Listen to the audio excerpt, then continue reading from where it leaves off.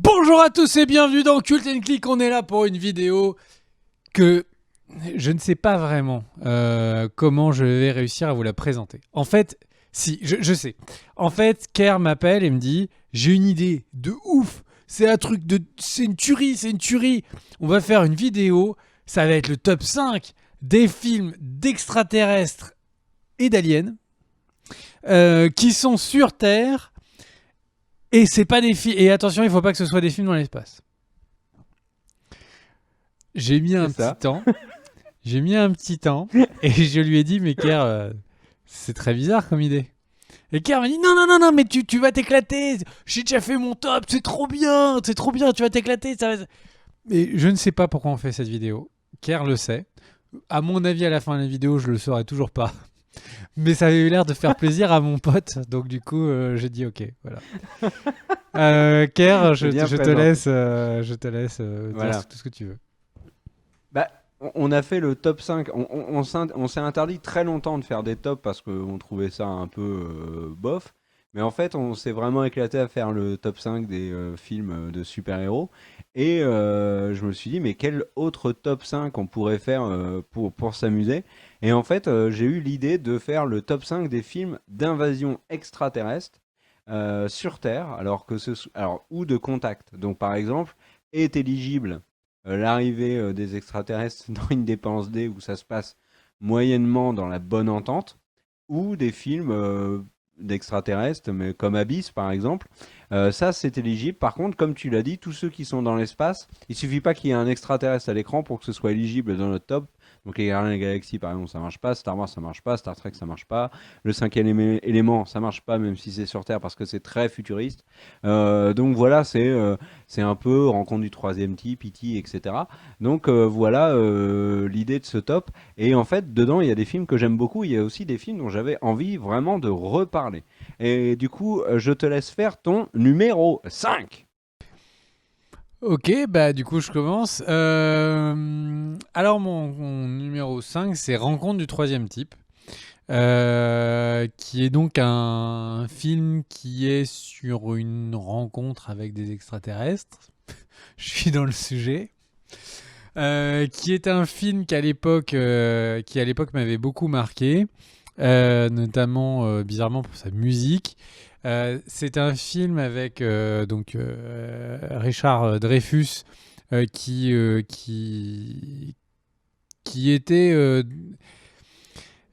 Je sais toujours pas pourquoi on fait stop.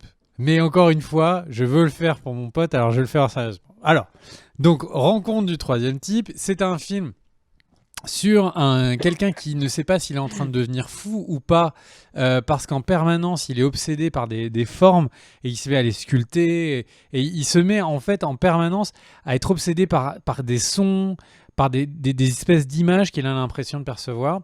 Il ne sait pas à quel moment c'est de la folie, à quel moment il est en train de recevoir un message d'une autre entité, d'une autre existence. Et ce film est extrêmement bien réalisé. Dreyfus y joue super bien. Il y a Truffaut qui a un rôle d'acteur parce que à l'époque, il avait une street crédibilité, notre réalisateur Truffaut, énorme aux États-Unis et ça leur faisait plaisir de le faire venir. Et c'est à mon avis un film qui est un petit peu la genèse de pas mal de films de Shyamalan. Un film qui est à voir si vous êtes fan de science-fiction dans l'histoire des films de science-fiction. Je pense qu'il est hyper fondateur et c'est un film qui quelque part est un des premiers films qu'on appellera après des films, donc c'est Truffaut qu'on voit au milieu, et un des films qui est de la genèse de ce qu'on appelle à l'époque le smart fun, parce qu'en fait, à l'époque, Hollywood, il y a évidemment, bon, il y a les films de cow-boys d'Indiens, il y a les films de gros monstres, les films assez sérisés de Dracula, etc., etc. Et puis, il y a quelques gros budgets qui sont souvent des films sur la Deuxième Guerre mondiale, etc. Et en fait, là, il commence à y avoir ces nouvelles catégories de films qui sont des films qui ont des gros budgets, qui sont des films qui doivent être vraiment dans l'entertainment, mais en même temps, des films un peu plus malins.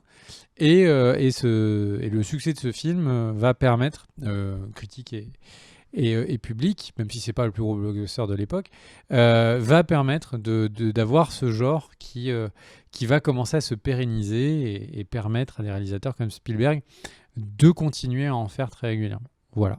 Donc, c'est un film que je pense important dans cette catégorie très étrange, mais qui est un film qui est important tout court dans les films de science-fiction. C'est à toi, mon cher Pierre. Alors, donc je te rejoins sur Rencontre du troisième type de Spielberg. Moi, juste, je vais être très honnête, je l'ai vu petit et je me rappelle qu'il était excellent. Je ne l'ai pas revu depuis au moins 20 ans, donc du coup, j'ai préféré très honnêtement ne pas le mettre dans mon classement parce que ça faisait trop longtemps que je ne l'avais pas vu. Pareil pour Abyss. Donc ça, c'est deux films qui, je sais, sont très bons, m'avaient marqué mes enfants et que je n'aborderai pas dans ce top parce que en parler là comme ça, sans les avoir revus depuis 2 décennies, ça n'aurait finalement pas de sens. Moi, mon numéro 5, c'est La Guerre des Mondes, un autre film de Steven Spielberg sorti en 2005.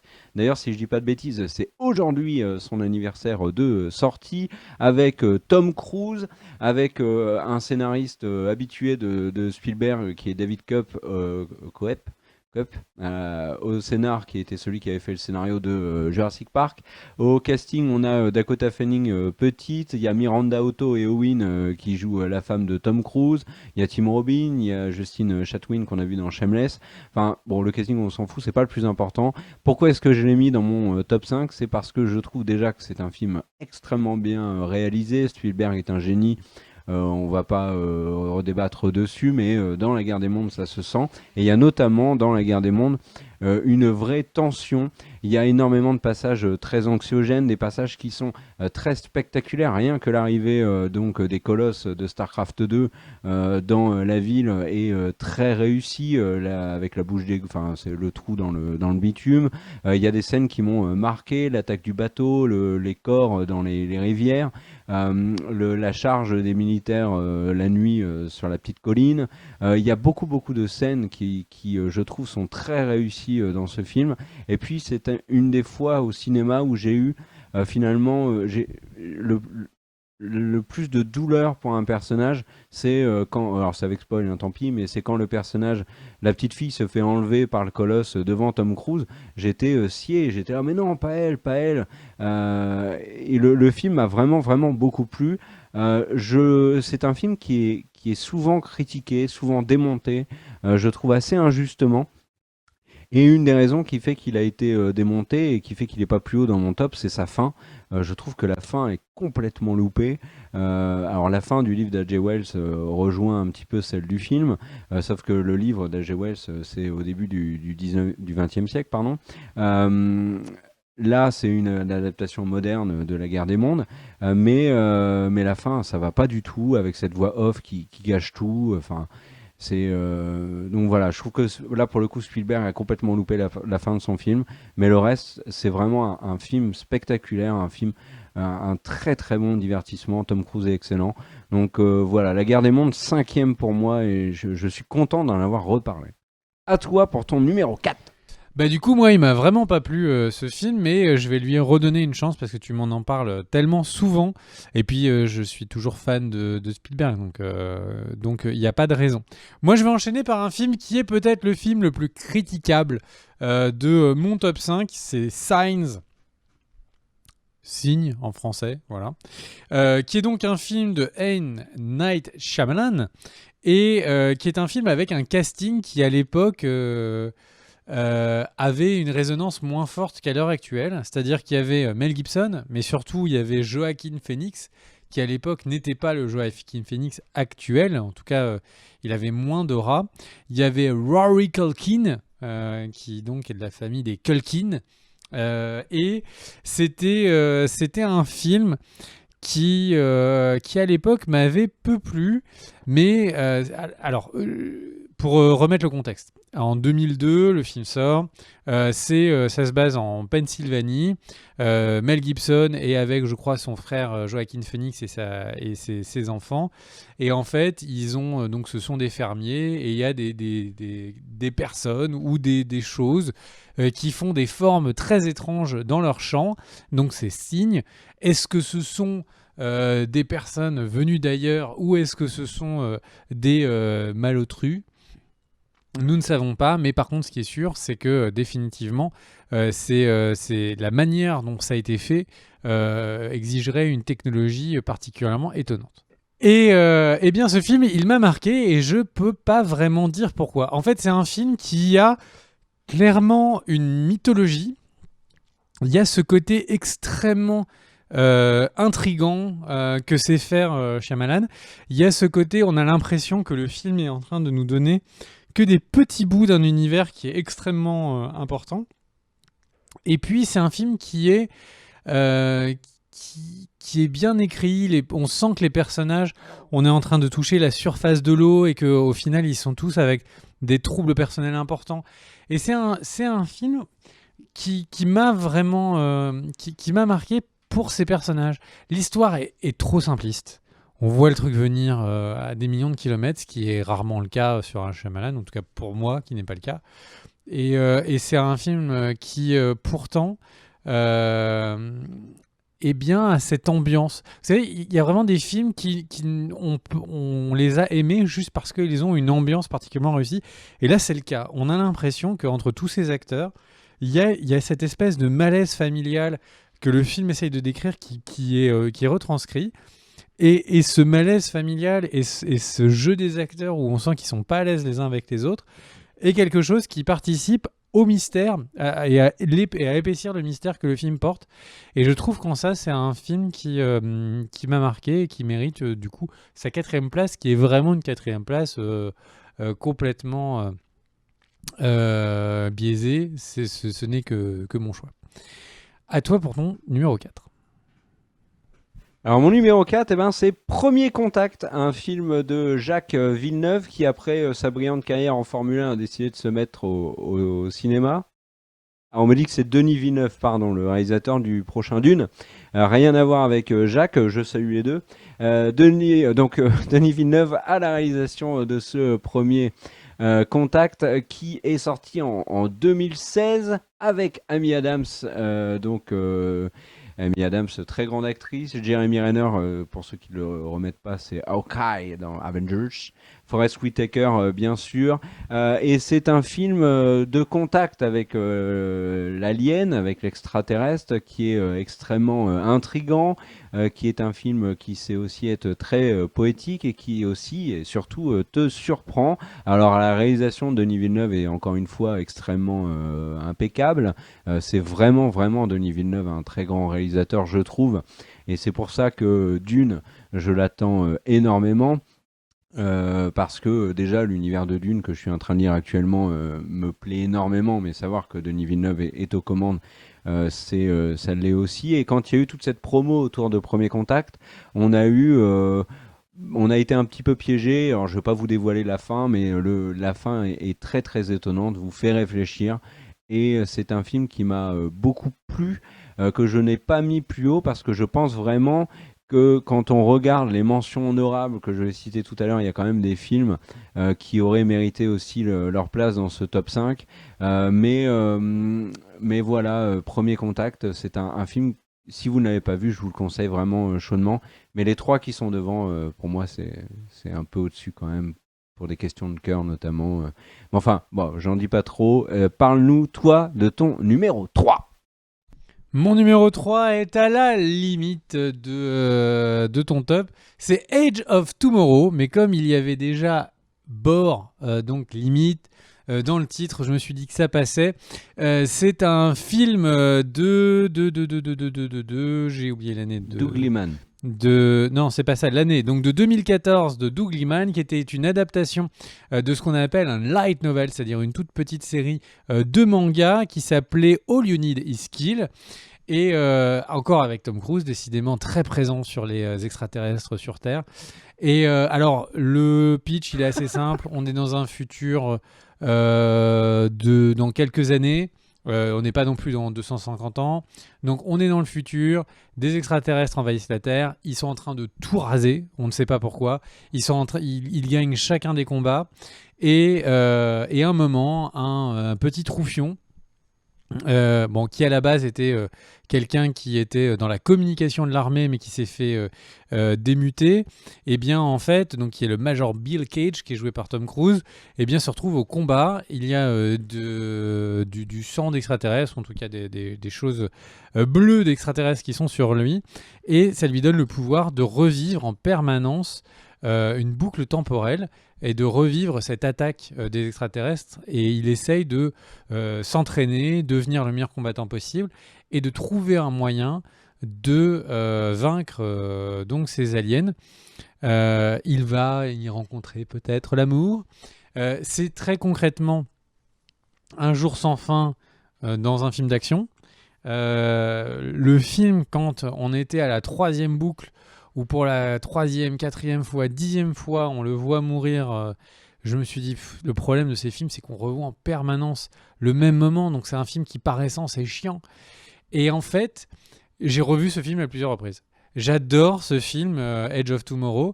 Je trouve qu'il y a ce qu'il y a de mieux dans Tom Cruise, c'est-à-dire ce côté badass, mais humain, qui sait faire de temps en temps.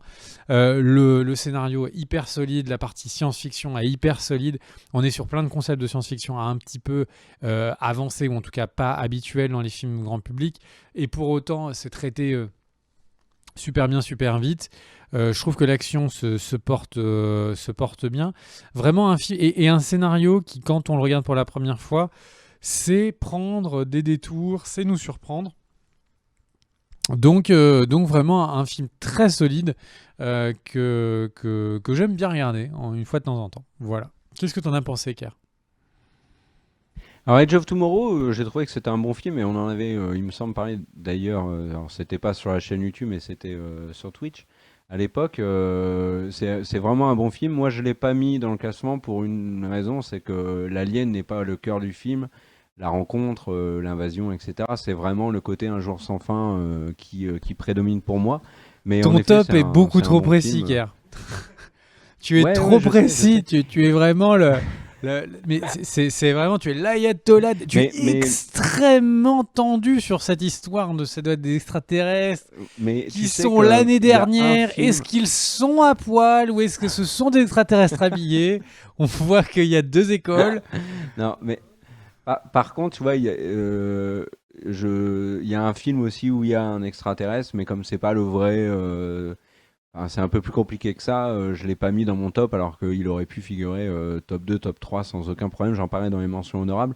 Là, mon top 3, c'est un film de Tim Burton qui m'a énormément plu, sorti en 1997. Alors vous l'avez peut-être deviné, si vous ne l'avez pas deviné, j'ai envie de vous dire Gnac Gnac Gnac Gnac, qui est bien évidemment Mars Attack, donc avec un casting qui à l'époque était quand même complètement dingue. Jack Nicholson, Glenn Close, Annette Bening, qui a été oscarisé derrière pour American Beauty, Pierce Brosnan, donc James Bond, Danny DeVito. On a également Sarah Jessica Parker, qui était l'héroïne de Sex and the City, Michael J. Fox de Retour vers le futur, un acteur qui est décédé depuis et que j'adorais, qui était Rod Steiger, c'était un grand baraquet crâne rasé. On a Nathalie Portman, on a Pam Grier de Jackie Brown de Tarantino, on a Tom Jones dans son propre rôle de chanteur à Las Vegas. Mars Attack, c'est quoi? Eh ben, c'est tout It's not simplement une usual to comédie. live up by everyone. Do, do, do, do. It's not usual to be down by anyone. Ce film m'a fait aimer cette chanson. Ouais, Tout le et kitsch, tout le film, c'est faire apprécier le kitsch. C'est vraiment une grande force du oui, film. c'est ça. C'est une comédie extrêmement kitsch qui est très drôle avec des plans que je n'oublierai jamais, comme par exemple le barbecue géant de vache qui court après le passage de la soucoupe volante. Donc ça, c'est la scène d'intro.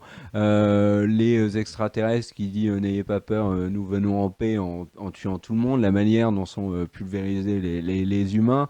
C'est une vraie invasion extraterrestre un peu comme l'a fait Independence Day, mais traité par Tim Burton avec énormément d'humour, des martiens qui sont absolument horribles visuellement. D'ailleurs, c'était pas facile de vendre le film avec leur tête. Le fait qu'il y ait des gros délires comme les échanges de corps entre le chien et Sarah Jessica Parker.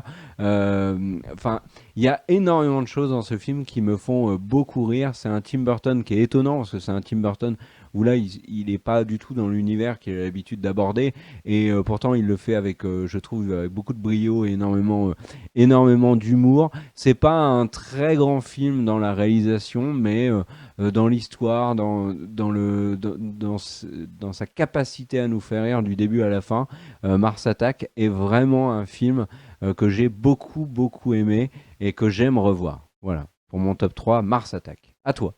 Top 2. Top 2, eh ben, je vais faire très rapide parce que tu en as déjà parlé. C'est Premier Contact que pour moi, j'ai juste adoré ce film. Vraiment, Denis Villeneuve est passé instantanément dans la catégorie de mes réalisateurs préférés après Premier Contact. Il y a plein de choses à en dire de très bien. Si j'essaye de pas faire redondant avec toi, le casting est très bon. Je pensais pas qu'Amy Adams pouvait être aussi bonne. Jeremy Renner, il sait être intéressant. Ce film est sur juste la pure science-fiction excellent. Le traitement du premier contact, le fait de ne pas pouvoir réussir à appréhender ce que c'est que une espèce qui serait complètement différente, qui ne serait de notre planète. Toutes les thématiques qui vont autour sont très bien traitées. Et le film, c'est avoir des sujets B extrêmement bien traités en peu de temps. C'est-à-dire qu'en fait, il y a des sujets sur la maternité et la paternité qui pourraient être complètement anecdotiques et qui, en final, en peu de moments à l'image, sont très bien gérés. Le film a peut-être parfois des problèmes de lenteur, mais comme il est aussi nimbé de mystère, c'est des moments qui permettent un peu de réfléchir au film. Vraiment, j'ai que du bien à dire de ce film, car vous en a parlé avant, je vais pas faire trop long. Car c'est ton 2.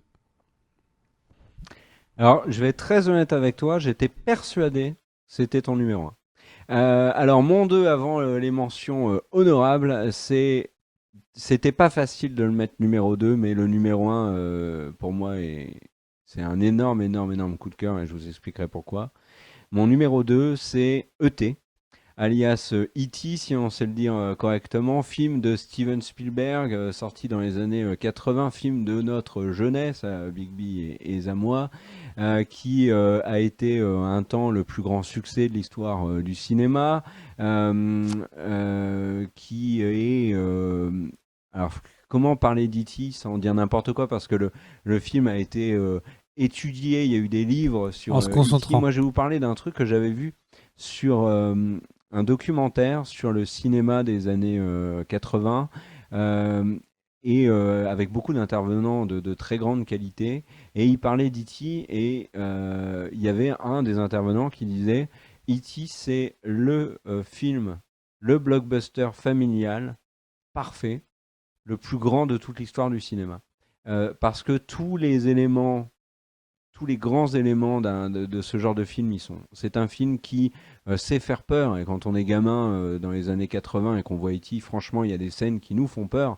Allez voir E.T. Quand vous êtes petit. Et ensuite, retourner dans un cabanon la nuit, je peux vous assurer que c'est pas une chose facile. La forêt, bien évidemment, les personnes en tenue de Covid-19 qui sont dans le film, la maison bâchée. Mais à côté de ça, il y a aussi énormément d'émotions, de passages absolument féeriques avec le vélo. Enfin, tous les ingrédients d'un grand film pour un enfant, mais même pour plus grand, sont dans E.T.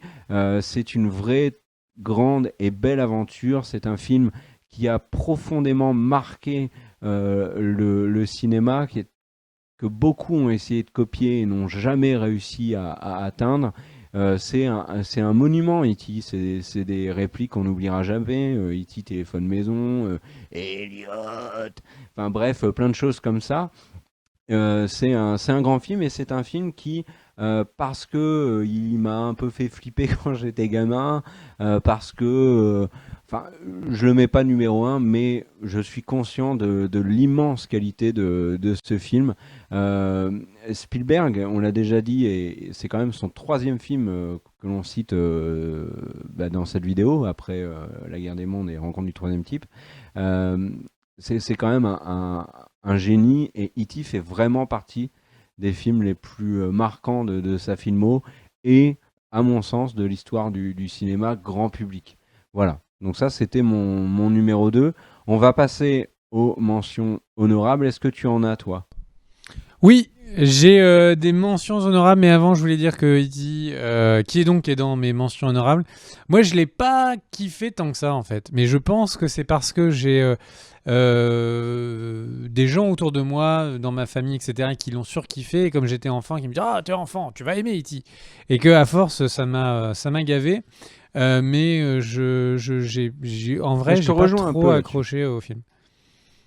Quoi? Moi, je te rejoins un peu sur cet aspect-là où quand nous, on était enfants, E.T., c'était le film. Il n'y avait pas d'autre chose. Et c'est pas le film qui m'a le plus marqué. Tu vois, Jurassic Park à côté, pour moi, c'est le film. Tu vois. Mais je te rejoins, ouais. Mais moi, enfin, je reconnais son immense qualité. Enfin, la maîtrise de Spielberg sur ce film, elle est folle, je trouve. Donc voilà. C'est pour ça que je l'ai mis deuxième. C'est pas un film que j'aime énormément, mais là je salue sa grande qualité, la qualité de la musique de Tu John salues Williams, l'artiste, quoi. etc.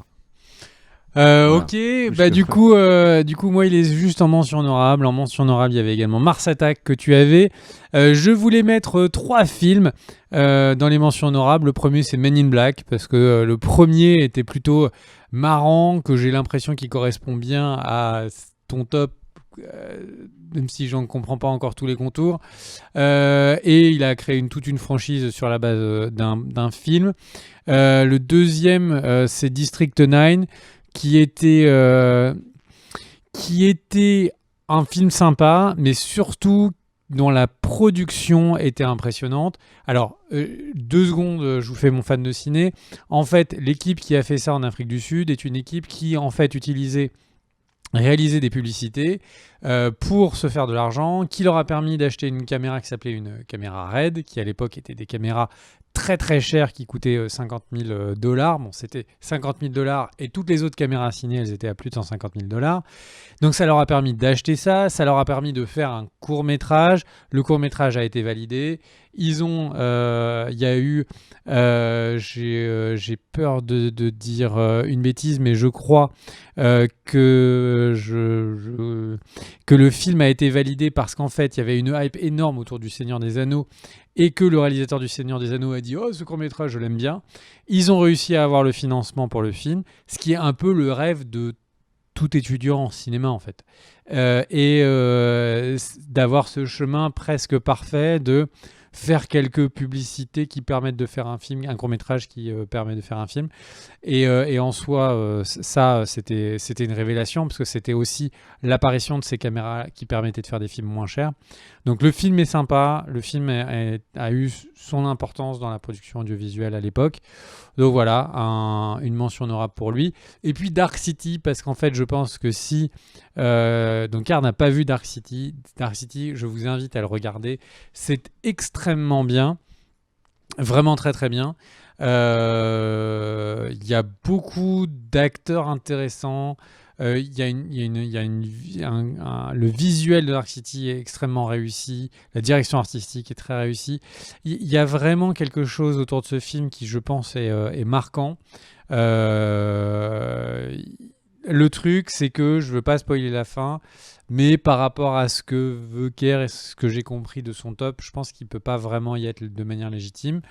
Mais si vous voulez voir un très bon film de science-fiction, regardez Dark City, ça vaut le coup.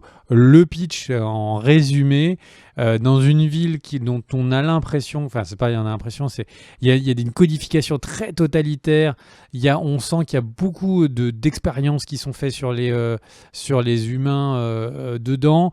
Il y en a un qui commence petit à petit à se rendre compte qu'il y a des meurtres extrêmement violents autour de lui ou de proches, et il commence à vouloir mener une espèce d'enquête tout en essayant d'échapper un peu à ce système, et petit à petit donc il va découvrir l'envers du décor, et c'est extrêmement réussi. Voilà, Dark City.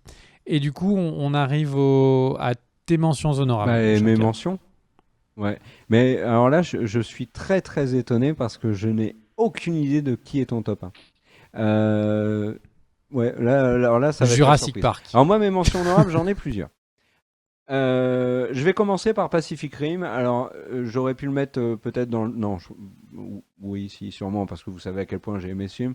Mais comme pour moi, c'est surtout un film de gros monstres et de gros robots, je ne l'ai pas mis, même si les gros monstres, pour le coup, sont des extraterrestres. Mais voilà, j'avais envie de le citer quand même. Je pense qu'une bonne vidéo se doit de citer Pacific Rim. J'avais envie aussi de citer dans les mentions honorables Predator, parce que bah, ça se passe sur Terre. Il faut bien le dire, c'était un sacré film d'action avec Schwarzenegger, un très bon film pour l'époque, et puis même un film du genre qui a marqué. District 9 également, tu en as parlé, moi je vais parler d'autre chose sur District 9, j'ai énormément aimé le côté les méchants sont les humains et on se range du côté des aliens. Ça c'est quelque chose que j'ai trouvé audacieux et qui m'a beaucoup plu. Le dernier pub avant la fin du monde, de la trilogie Cornetto, d'Edgar Wright avec Simon Pegg et Nick Frost, et Martin Freeman aussi d'ailleurs qui joue dans le film. C'est pas de la trilogie, c'est celui que j'aime le moins, mais c'est un film qui reste quand même un très bon. Donc voilà, j'avais envie de citer The Thing de John Carpenter parce que c'est un film qui a inspiré énormément de films qui auront suivi après. Pour ceux qui l'ont pas vu, c'est un film des années 70-80, je dirais, qui se passe donc dans les Antarctiques ou Arctiques, je ne sais plus. Et dans une station, en fait, ils sont attaqués par une créature extraterrestre. C'est avec Kurt Russell. C'est vraiment excellent. Et je vous conseille chaudement de le voir et de surtout pas voir le reboot qui a eu lieu il y a quelques années avec Mary-Elizabeth Winstead et Joel Edgerton qui était vraiment indigne, je trouve, de l'œuvre originale. Et le dernier en mention honorable que j'ai vraiment envie de citer et qui aurait pu faire partie de mon top 5 et que je n'ai pas mis parce qu'en fait, c'est un film d'alien en contact avec la Terre, mais c'est plus compliqué que ça. C'est Under the Skin avec Scarlett Johansson que j'ai trouvé absolument extraordinaire. Scarlett Johansson dans ce film est remarquable, c'est un de ses plus grands rôles. Le film est très difficile à expliquer, c'est une expérience. Moi j'ai été transporté en le voyant, j'ai énormément aimé ce film et je voulais vraiment le mettre dans les mentions honorables, mais c'est pas un film standard de invasion, contact, hostile, pas hostile, avec les extraterrestres. Donc du coup, bah, j'ai respecté la règle que j'avais fixée à ce top et je l'ai un petit peu exclu. Voilà. C'est le moment donc de ton top 1, mon cher Est-ce que Mehdi. tu Balance. préfères pas faire ton top 1, toi? Non, non, là je n'en peux plus, je veux ton top 1, s'il te plaît. Eh bien, je vous dirai que mon top 1, je vous en parle dans une prochaine vidéo. Non, abonnez-vous à la chaîne. Non, eh bien, tout simplement, mon top 1, c'est Abyss. Abyss, et j'ai envie de dire, si t'étais un vrai pote, tu le saurais. Donc Abyss, qui est donc un de mes films C'était préférés. évident en plus. De quoi? C'était évident, ouais, non, bah oui. Qui est donc Abyss, c'est un de mes films préférés. Alors, en fait, je vais vous en parler un petit peu. Abyss, c'est un film de James Cameron, qui est un réalisateur que certains connaissent pour avoir fait Avatar ou Terminator, mais deux. Mais c'est pour moi avant tout le réalisateur de Abyss. Abyss, c'est un film qui sort en 89, donc je suis beaucoup trop petit pour le voir à l'époque, et donc je l'ai vu plus tard, quand j'étais adolescent, ce film m'a happé complètement. Je l'ai vu en version courte, on a été teasé à l'époque des versions longues et de quels impacts elles avaient sur le scénario. Puis ensuite, j'ai pu voir les versions longues, qui étaient un peu trop longues.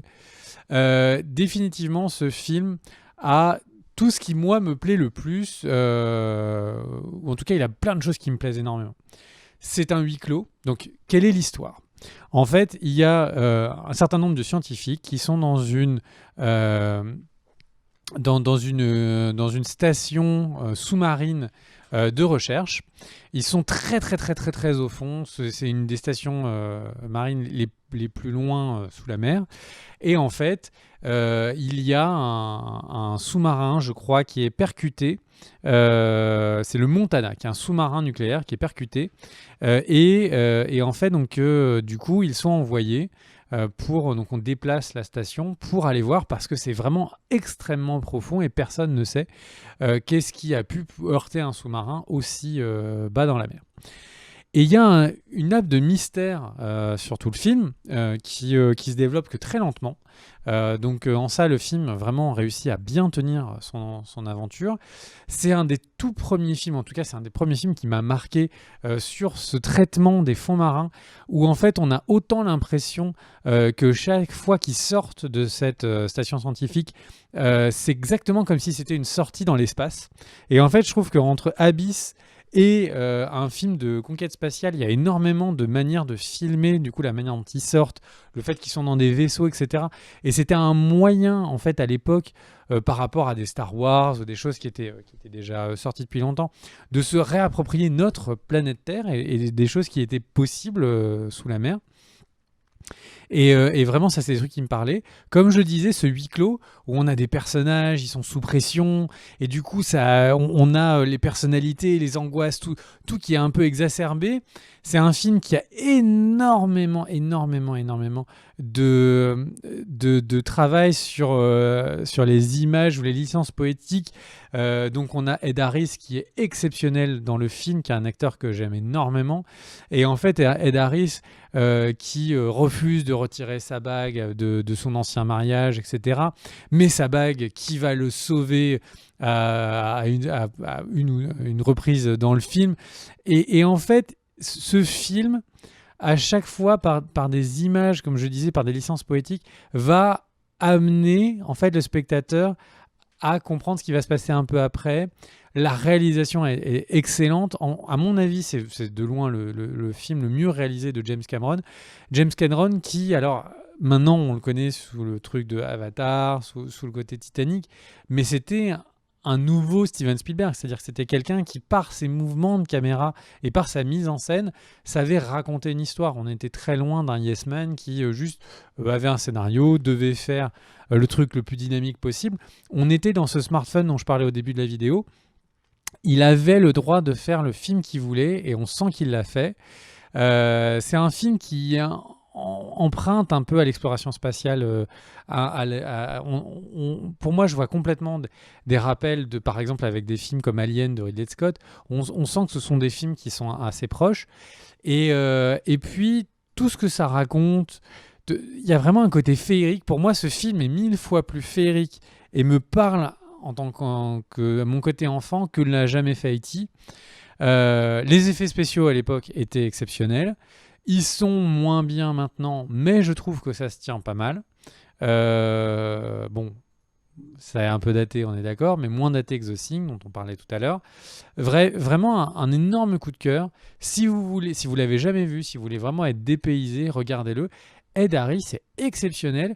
Il est juste censé être ce capitaine d'équipe, ce capitaine du bateau, où on va s'attacher, et je trouve qu'on s'attache énormément à lui.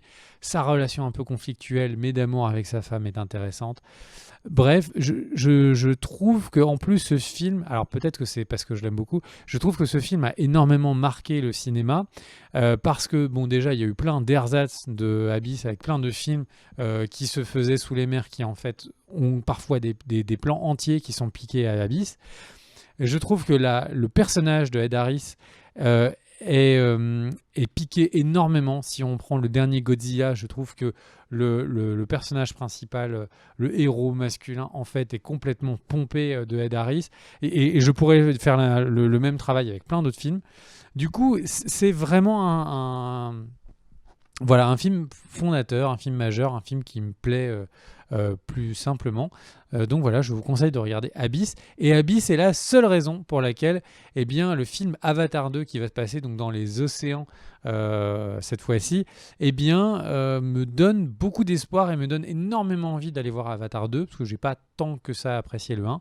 Donc vraiment, mon film préféré dans cette catégorie étrange de films d'extraterrestres, pas trop futuristes, mais un petit peu possible, et sur Terre, avec rien dans l'espace, il est vraiment mon top 1. À toi, mon cher Guillaume. Et déjà, peut-être que tu as envie de me dire ce que tu penses de Abyss. Bah, en fait, comme j'ai dit au début de vidéo, j'ai un très très bon souvenir d'Abyss, mais je l'ai vu il y a trop de temps pour trouver légitime de le mettre dans le top et pas dire n'importe quoi. Donc du coup, j'ai préféré l'exclure. Mais quand je l'ai vu, pareil, gamin, j'ai été marqué par ce film. Et pour des raisons que j'ignore, je ne l'ai jamais revu. Et c'est dommage parce que oui, et là, avec ce que tu as dit, j'ai très envie de le voir. Passons à mon top 1. Alors, bah, ça va peut-être en faire bondir certains. Et en toute transparence intellectuelle, je n'en ai que faire. Mon top 1, et je l'assume totalement, est Signe de M. Night Shyamalan, film sorti en 2002. C'est le film qui suivait les deux premiers films majeurs de Shyamalan qui avaient été Sixième Sens, donc était sorti en janvier 2000 en France. Et ensuite, on avait eu Incassable qui était sorti à la fin de l'année 2000. Et Signe était un film que j'attendais beaucoup parce que j'avais énormément aimé les premiers films de Shyamalan et notamment sa capacité à nous surprendre à la fin, c'était sa marque de fabrique. Et on est arrivé avec Signe, alors tu en as parlé tout à l'heure. Donc l'histoire c'est quoi? C'est un pasteur qui a perdu la foi depuis le décès de sa femme, qui est interprété par Mel Gibson, qui accessoirement dans le film est vraiment excellent, qui a une ferme dont il s'occupe pas vraiment, j'ai envie de dire. Il y a quelques plantations. Enfin, je crois que c'est son frère, interprété par Joaquin Phoenix, qui s'en occupe. Enfin, peu importe. Il y a des crop circles qui apparaissent donc dans ce champ. Ça fait bien évidemment parler, notamment la shérif du coin qui est interprétée par Cherry Jones, qui est une excellente actrice qu'on voit trop peu, je trouve. Et on comprend que bah, ces crop circles sont liés à une présence extraterrestre qui se manifestera d'abord par des bruits, hein, des bruits de radio, et puis ensuite par le biais de la télévision avec des scènes de reportage, notamment une au Mexique qui est très effrayante, où Joaquin Phoenix, sous l'escalier, regarde sa petite télé et aperçoit un alien au Mexique pendant une fête d'anniversaire. Le film, pourquoi est-ce que je l'ai autant aimé? D'abord parce que c'est un film qui fait vraiment peur. Là où énormément de films d'épouvante fantastique en font des tonnes, Shyamalan ne le fait pas, utilise lui des éléments qui sont très très très efficaces pour nous faire peur. Je pense par exemple juste au fait de regarder sous une porte quand il y a un alien de l'autre côté, c'est angoissant. Je pense bien évidemment au bruit du chien quand les aliens arrivent. Euh, le film est très intrigant. Comme tu l'as dit, il est un peu sans surprise, c'est-à-dire qu'on sait que bah, globalement ce sont des aliens et qu'ils vont arriver. Mais c'est un film qui aborde plein de thématiques, la foi perdue, et est-ce qu'on peut retrouver la foi? Donc ça, c'est une question personnelle qu'on y croit ou pas. Moi, je tranche pas sur ce point-là, mais je trouve que la manière dont Shyamalan l'aborde est très réussie et très juste par le biais du personnage de Mel Gibson. J'ai trouvé les enfants très réussis, et notamment le personnage de Beau, avec ses verres à moitié vides, qu'elle laisse partout dans la maison. Son fils aussi, donc, qui est Rory Culkin, tu en as parlé tout à l'heure, joue très bien aussi. Il y a Joaquin Phoenix qui est excellent. Joaquin Phoenix qu'on avait vu surtout dans 2 rôles avant, qui étaient des rôles où il jouait plutôt des gros durs ou des méchants. Donc il jouait Commode dans Gladiator, mais il joue aussi dans The Yards, qui était un très bon film. Mais là, dans ce film, il est tout en nuances. C'est un personnage qui est très attachant. Et moi, vraiment, tout dans ce film m'a plu. J'ai aimé énormément la réalisation de Shyamalan. J'ai énormément apprécié l'interprétation de tout le casting. L'histoire, je m'y suis pris complètement. La fin me plaît, tout me plaît dans ce film. Les décors me plaisent, la ferme, l'attaque, juste l'attaque des extraterrestres, et je trouve extrêmement prenante, angoissante. Et puis la poésie de la fin de Signe, cette réplique qui fait partie de mes répliques préférées au cinéma, frappe fort Meryl, frappe fort. La musique de James Newton Howard, il y a des thèmes dans Signe qui sont des thèmes que j'écoute énormément. Bref, Signe, c'est un de mes très gros coups de cœur. Et c'est étonnant parce que Shyamalan, j'étais vraiment vraiment fan de ce réalisateur quand il est apparu. Sixième Sens m'a énormément étonné. Incassable, j'en ai déjà parlé dans le précédent top 5 sur les super-héros, est un film que je considère comme un de mes films préférés. Bah, j'ai presque envie de dire que Signe aussi. Et avec le temps, je trouve que mon regard sur Signe est enfin, j'aime de plus en plus Signe en fait. Je trouve que le village derrière qui a suivi était moins surprenant. Et ensuite, ça a été la dégringolade et j'ai plus jamais eu de coup de cœur pour un film de Shyamalan. Même Split et puis Glass ne m'ont pas du tout séduit comme il avait su le faire avec ses 4 premiers films. On va dire, bon, il y en avait un avant Sixième Sens, mais ses 4 premiers gros films. Et Signe vraiment est un film que j'aime beaucoup, beaucoup. Et si vous ne l'avez jamais vu, je vous le conseille chaudement. Voilà, c'est Signe. Et si vous n'êtes pas d'accord, franchement, c'est vraiment, vraiment pour moi un très gros coup de cœur. Voilà pour mon top 1. Tu t'y attendais ou tu t'y attendais pas? Ouais. Oui, tu t'y attendais. Bah, je te connais, quoi. Ok. Du oui, coup, oui. eh bien, si ces tops extraordinairement précis dans leur catégorie vous ont plu, n'hésitez pas à le dire. Et on se retrouve qu'on pour va une galérer prochaine pour le vidéo. titre du top. De quoi? Top 5 des films d'extraterrestres sur Terre pas trop futuristes qui parlent d'invasion, qu'elle soit amicale ou hostile. Voilà. Il y a Oupi qui, depuis tout à l'heure, lui, veut caser un personnage, un extraterrestre. Bah, vas-y, Mais balance. non, il y a le film Paul aussi qui était Alf. Bah oui, bien évidemment, Alf. Mais lui, il serait plutôt dans le top 5 des films avec des peluches qui ont des rôles importants dans des productions. Alors, je sais pas si c'est vrai, je suis pas allé vérifier, mais dans une des vidéos de Joueurs du Grenier, il parlait d'un épisode spécial, je crois, spécial Noël de Alf, où je l'ai vu il y a longtemps, mais je crois que Alf accompagne pendant tout l'épisode une jeune fille qui va mourir d'une maladie grave. Et il y a des extraits, ça a l'air d'être d'une tristesse, mais totale, pendant tout le truc. Et tu dis les pauvres parents qui se sont dit, ok, on va mettre nos gamins devant la télé pour qu'ils passent un bon moment, et qui derrière, en fait, ont vu leurs enfants pleurer pendant tout le week-end de Noël. Quelle catastrophe. J'ai l'impression, à voir ton visage, que tu as vécu ce drame à titre personnel.